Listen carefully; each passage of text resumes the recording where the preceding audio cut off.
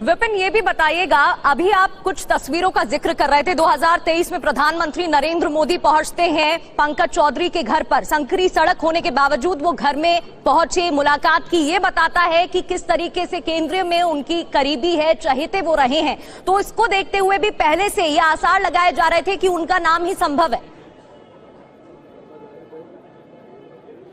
बिल्कुल, क्योंकि आप जानते हैं कि एक बॉन्डिंग होती है और एक फेथ होता है।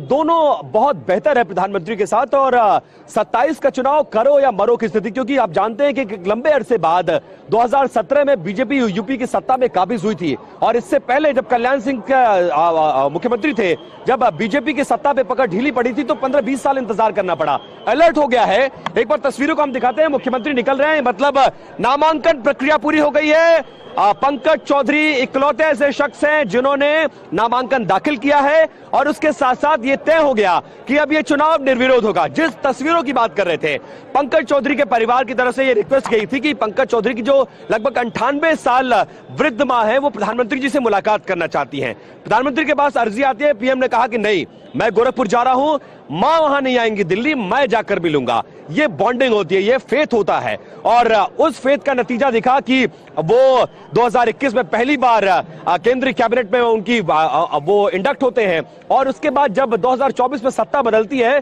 तो एक बार फिर से पार्टी ने उन पर दाव लगाया है। तो पूर्वांचल की मैसेजिंग और इसके अलावा गोरखपुर और महाराजगंज का कॉकटेल जो है कि गोरखपीठ से आते हैं उत्तर प्रदेश के मुख्यमंत्री, जो सरकार का चेहरा है, और संगठन का चेहरा वो शख्स जो महाराजगंज से पूर्वांचल आखिरी जिला, उसके बाद नेपाल शुरू हो जाता है, फिर बिहार का बॉर्डर लग जाता है। तो संदेश एक है।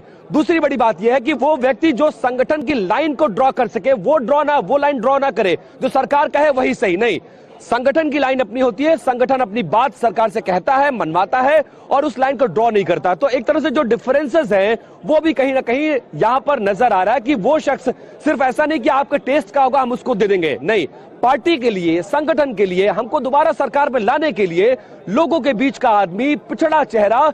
कई सारे कॉम्बिनेशन होते हैं पॉलिटिक्स में, और उन कॉम्बिनेशंस में कहीं ना कहीं पंकज चौधरी सबसे टॉप पर थे। यही वजह है। साध्वी निरंजन ज्योति, बीएल वर्मा, इसके अलावा बाबूराम निषाद समेत तमाम लोग रेस में थे। कल रात में ही हमने ये तय कर दिया था कि 3 चेहरे जो पहले अध्यक्ष रह चुके हैं या मौजूदा अध्यक्ष हैं, वो रिपीट नहीं हो रहा है। मतलब केशव मौर्य का नाम हमने रेस से बाहर कर दिया था। कल शाम को हमारे सोर्सेज ने ये क्लियर कर दिया था। स्वतंत्र देव सिंह लिस्ट में नहीं थे, पहले वो कुर्मी हैं, लेकिन वो पहले अध्यक्ष रह चुके हैं। अब एक ऐसा चेहरा चाहिए था जो नया हो, जिससे आसानी से मिल सके, बात कर सके। पूर्वांचल को साधना बहुत बिल्कुल ठीक कहा विपिन आपने। बने रहिए, लौटेंगे आपके पास। आमोद जी भी हमारे साथ जुड़ गए हैं। आमोद जी, पंकज चौधरी ही क्यों? पीडीए का काट निकालने के लिए ये एक अहम कदम साबित हो सकता है क्या? निश्चित तौर पर देखिए, पंकज चौधरी कुर्मी वर्ग से आते हैं और विगत लोकसभा चुनाव में ओबीसी वोट प्रतिशत बीजेपी को कम मिला था।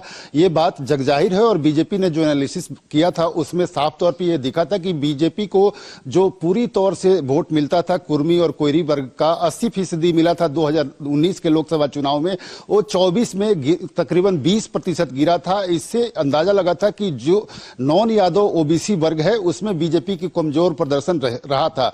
लिहाजा पंकज चौधरी को एक कुर्मी फेस के तौर पे वहां की राजनीति में, उत्तर प्रदेश की राजनीति में पेश किया जाएगा इस बार अगले विधानसभा चुनाव के लिए। और दूसरी बात, वहां एक पावर बैलेंसिंग एक्ट के तौर पे भी, जैसे सरकार वहां पे जो अभी फिलहाल सरकार है उससे बहुत सारे कार्यकर्ता जो नाखुश होते हैं, नाराज होते हैं, उनका काम नहीं होता है, तो उनकी बात की सुनवाई ठीक से नहीं हो पाती। इसकी भी शिकायत दिल्ली तक बार बार आती थी। तो एक ऐसा शख्स वहां हो जो उनकी बातों को सुन सके, समझ सके और उनको अपनी रोष निकालने की जगह भी मिल सके, इसलिए भी पंकज चौधरी का वहां होना आवश्यक था। इसलिए पंकज चौधरी और भी ज्यादा जरूरी हो जाते हैं उत्तर प्रदेश की राजनीति में, कि जो पीडीए अलायंस एक बनाने की कोशिश लगातार समाजवादी पार्टी की तरफ से हो रही है, जिसमें वो अपने पिछड़े और दलित और अल्पसंख्यक को लेकर आगे बढ़ना चाहते हैं। कहा आपने, समय को देखते हुए रोक रही हूं आपको, लेकिन ये बड़ा निर्णय लिया गया है। नॉमिनेशन फाइल किया जा चुका है। पंकज चौधरी की तरफ से तस्वीर आपको दिखा रहे थे। विपिन, आपका बहुत बहुत शुक्रिया। आमोद जी, आपका भी बहुत बहुत शुक्रिया। यहां वक्त हो चला एक छोटे से ब्रेक का।